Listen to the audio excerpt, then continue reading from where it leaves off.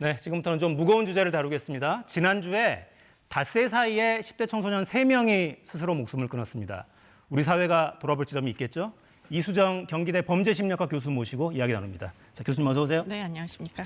자, 10대 여학생 한 명이 극단 선택하는 모습을 생중계하는 네. 사건이 한 번 있었는데 네. 배경에 우울증 갤러리가 있다고요? 네, 뭐 어떤 특정 포탈에, 특정 사이트에 이제 그 커뮤니티 활동을 하던 그 커뮤니티 이름이 우울증 갤러리라고 알려지고 있고요. 네. 그런 이제 활동을 하던 그 여학생이 이제 투신을 했는데 투신하는 장면이 영상으로 그대로 찍혀서 게시가 되고 있어서 그게 지금 문제가 되고 있습니다. 네. 그거를 진화한 N번방 이렇게 규정하셨던데요. 이건 어떤 의미입니까? 네, 지금 그 우울증 갤러리 안에서 일어난 일들이 이제 여러 가지 일들이 복합적으로 아마 이 그 젊은 여학생의 이제 죽음과 연관이 있을 거다 이렇게 추정이 되는데요.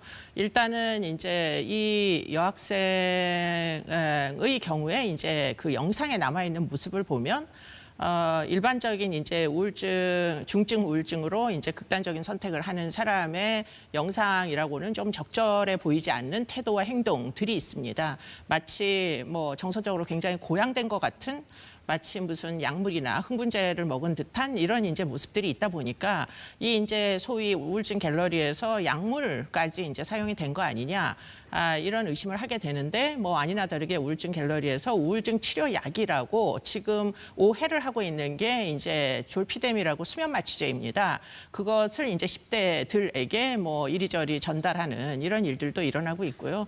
또 한 가지는 이제 성적으로 매우 부적절한 대화가 오고 갔다라는 건데 문제는 아마 추정컨대 이제 성착취 행위로 인한 피해자들이 다수 존재하는 것 같다라는 제보들이 이어지고 있고요. 그래서 극단적인 선택을 한 여학생들이 지금 미성년자들이 꽤 여러 명 존재한다라는 제보들 그런 것들이 지금 올라오고 있는 와중입니다. 그러니까 우울증 갤러리라는 이 명칭만 보면 네. 실제로 우울증 진단을 받았거나 내가 지금 우울증에 걸렸나 이런 생각을 하는 친구들이 이제 모여들 것 같고 네, 네, 거기에 네. 뭔가 도움을 주려는 사람들이 같이 이야기하면서 뭔가 개선책을 찾는 그런 곳일 것 같은데 네, 실제로는 전혀 다른 모양이죠. 네, 뭐 친사회적인 기대를 가지고 생각하면 지금 앵커님이 말씀하신 대로 구성이 돼야 될 것 같은데요. 문제는 이 이제 그 우울증 갤러리에는 사실은 그렇지 않은 사람들, 예컨대 지금 우울증으로 고민을 하고 있는데 그런데 아이들이 사실은 우울증으로 고민할 때 엄마에게 쉽게 털어놓기가 어렵습니다. 네. 더군다나 혼자서 정신과에 가서 뭐 치료를 받기도 일단 어렵고요. 그래서 이제 그런 극단적인 선택에 대한 사고를 많이 하게 되는데 그럴 때 이제 아이들이 일반적으로 의논을 하는 대상자는 이제 온라인에서 사실 비슷한 생각을 가진 그런 아이들과 이제 서로 의논을 비대면으로 하는 경우들이 다수 존재하잖아요. 그런데 그런 취약한 아이들을 대상으로 무엇인가 이제 그 아이들을 착취하고자 하는 모든 이제 범죄자들이 지금 이 우울증 갤러리 안에 마치 이제 본인도 우울증인 것처럼 가장을 해가지고 지금 들어와서 이 미성년자 아이들을 대상으로 다양한 종류의 범죄를 저지르는 것으로 지금 보고가 되고 있습니다. 뭐 아무래도 이제 그 취약한 어디에도 의지할 데 없는 아이들이다 보니까 쉽게 가출도 하고 네. 또 그러다 보면 성매매에 연루되기도 하고 또 뭐 약물 요즘 청소년 마약이 굉장히 심각하잖아요. 그러다 보니까 약물에도 노출되고 그것이 지금 이 우울증 갤러리의 실체이다. 이런 것들이 알려지고 있어가지고 지금 이 이제 그 사이트를 어떻게 하면 이 커뮤니티를 어떻게 닫을 거냐 하는 부분에 대해서 많은 사람들이 문제 제기를 하고 있습니다.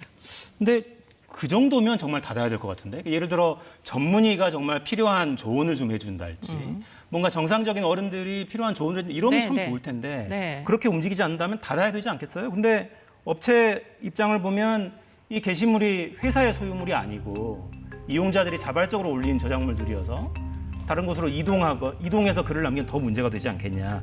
지울 수도 없고 이동할 수도 없다. 이 입장은 어떻게 받아들여야 될까요? 근데 이제 이게 사실은 우리나라의 현행법상에 바로 뭐 어떻게 보면 공백을 이제 시사하는 바다. 이제 경우에 따라서는 포탈의 사회적 책임을 지우는 나라들도 있습니다. 지금 이렇게 자살을 조장하는, 자살을 촉진하는 자살 정보를 마구 반복적으로 올린다거나 또는 이제 미성년자들을 성착취한다는 건 결국 인신매매거든요. 네. 아동 인신매매를 조장하는 정보들을 버젓이 올리는 이런 이제 포탈이 외국의 경우에 특히 아동 이제 성범죄를 엄벌하는 국가들의 경우에는 사실 이렇게 유지되기가 어려운데 우리 경우에는 현재는 지금 이런 포털에 대한 사회적 책임을 묻는 그런 법률이 하나도 입법된 게 없어가지고 결국 포털에 올라와 있는 지금 이 자살 영상조차도 쉽게 삭제하기가 어렵다는 거잖아요. 그렇기 때문에 지금 이런 부분은 앞으로 법률 개정을 해서라도 미성년자들은 어쨌든 보호를 해야 되는 방식으로 뭐 여러 가지 대폭 개정이 필요하다 이런 생각이 듭니다. 네.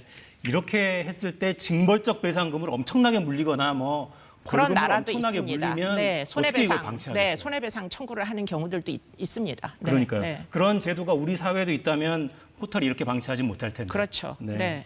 자, 또 충격적인 게 이제 생중계 문제인데. 네, 네.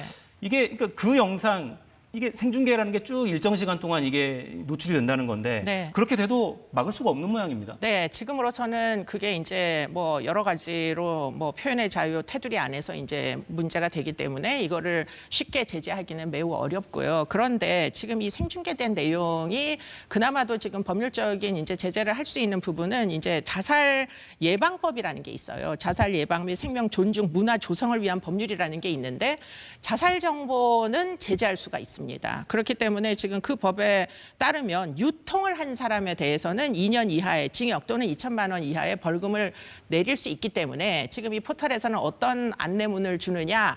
지금 이 영상이 올라와 있는데 이 영상을 다운받아서 유포시키지는 말라. 그러면 징역형에 처해질 수도 있다. 이렇게 안내문만 내보내고 있다는 그 거예요. 영상을 지우는 게 아니라 지우기는 내려받아서 돌리지는 말라. 뭐 일종의 주의 뭐 이 정도를 하는 게 지금 포털의 책임이라고 지금 하고 있는데 이게 과연 이래서 되는지 하는 문제를 좀 묻고 싶습니다. 네. 네. 내리는 게 아니라 내려받아 돌리면 문제가 될 수 있습니다라고 안내하는.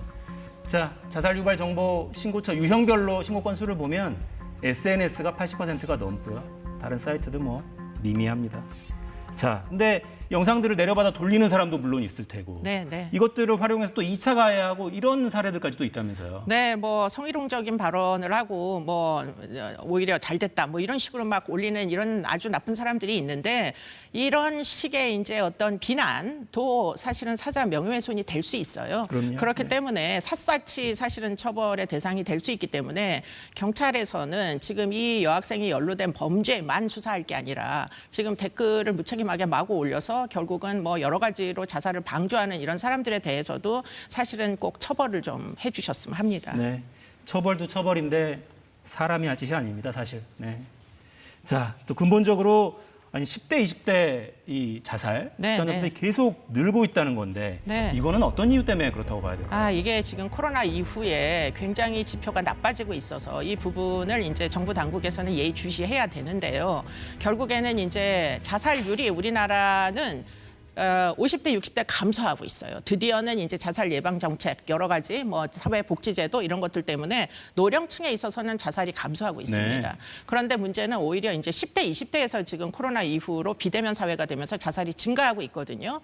아마도 지금 이제 13,000명 정도가 1년에 자살하는데 그중에 2,000명을 도달한 것 같아요. 10대, 20대가. 그렇기 때문에 이런 숫자는 외국의 기준으로 볼 때 굉장히 높은 비율입니다. 그래서 인구 10만 명당 거의 10대, 20대 자살 비율이 지금 거의 30배 가까울 정도가 됐다고 알려지고 있는데 뭐 이 숫자는 절대 적은 수가 아니고 아시다시피 OECD 국가 중에 이렇게 이제 젊은 사람들이 자살을 하는 거는 특히 뭐 우리나라가 거의 세계 1위이기 때문에 이건 정말 어떻게 해서라도 막아야 하지 않겠는가 이런 생각을 하게 됩니다. 그러니까 사망 원인별로 이렇게 분류해 보면 네. 10대, 20대는 자살이 진짜 부동의 1위로 항상 체크가 되잖아요. 네, 그게 사실 말이 안 되는 거죠. 질병으로 사망한다는 건 상식적이지만 그게 아니라 자기가 자기의 어떤 극단적인 선택을 한다는 건 10대, 20대가 할 일이 아닙니다. 일단 발달 단계상. 그런데 최근에는 초등학생 자살도 늘어나고 있어요. 그렇기 때문에 이게 온라인상에서 이 이제 미성년자들, 위험을 알지 못하는 미성년자들이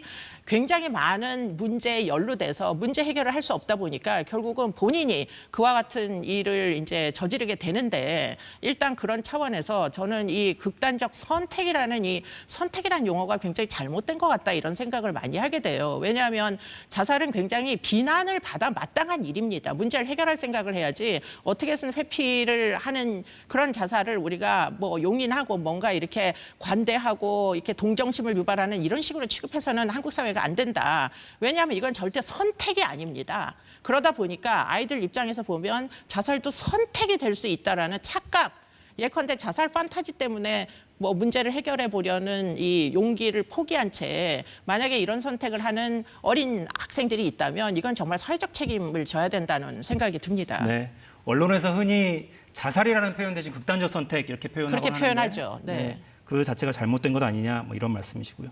자, 극단적 선택 이런 자살 다른 사람이 자살을 하면 영향을 받는 베르테르 효과 네. 이런 것들도 이제 우려도 이제 점점 커지고요. 네. 주변에서 어떤 도움을 좀 줘야 되겠습니까? 그러니까 일단 자살을 톡 까놓고 그런 이제 자살 사고를 하면 누구에겐가 털어놓을 수 있는 분위기를 조성해야 됩니다. 이걸 쉬쉬하면서 남한테 얘기하면 안 되는 수치스러운 일이라고 절대 생각하면 안 되고요. 그렇기 때문에 베르테르 효과를 걱정해가지고 자살 이야기는 하지도 못하게 하고 이렇게 하는 것보다는 뭐 쉽게 아이들이 상담소도 찾아가고 선생님에게도 정말 나 죽고 싶어요. 이런 얘기 할 수 있게 만드는 분위기, 엄마에게 그런 사고를, 그런 생각을 털어놓을 수 있는 분위기, 그렇게 이제 공개적으로 미성년자들, 도움이 필요한 미성년자들에게 어른들이 좀 더 그 고민을 들어주고 고민에 대한 해결안을 제시할 수 있는 그런 적극적 개입, 이런 것들이 지금 굉장히 필요한 시점이 됐습니다. 네. 예를 들어 내 자녀가 뭔가 평소랑 좀 다른 것 같다. 네. 이런 느낌이 들 때 자녀에게는 어떻게 이야기를 해야 됩니까? 그럼? 정확하게 자살이란 용어를 쓰시는 게 좋다고 알려져 있습니다. 그래야 이 아이가 무슨 생각을 하는지 정확히 알면서 그러면 결국은 도움이 전문가에 의해서 필요한 거죠. 왜냐하면 자살과 같은 사고는 정말 우울증도 아주 심각한 우울증에 도달하거나 아니면 아주 급속히 뭐 트라우마를 경험할 때 급속히 드는 생각이거든요. 그렇기 때문에 이거는 엄마가 그냥 좋게 훈계해가지고 해결될 일이 절대 아닙니다. 그렇기 때문에 전문가의 조언을 꼭 받으시길 부탁드립니다. 네. 아이를 위한다고 괜히 애두르지 마시고요. 더 안 좋을 수 있다는 거예요. 네. 그 용어를 정확히 사용해서 현황을 파악하고 문제가 있다면 전문가의 도움을 받을 수 있도록 그렇게 해야 된다는 얘기입니다. 자, 이수정 교수였습니다. 말씀 감사합니다. 네, 저희가 오늘 준비한 내용 여기까지입니다. 내일 돌아오겠습니다. 4시엔 사사건건.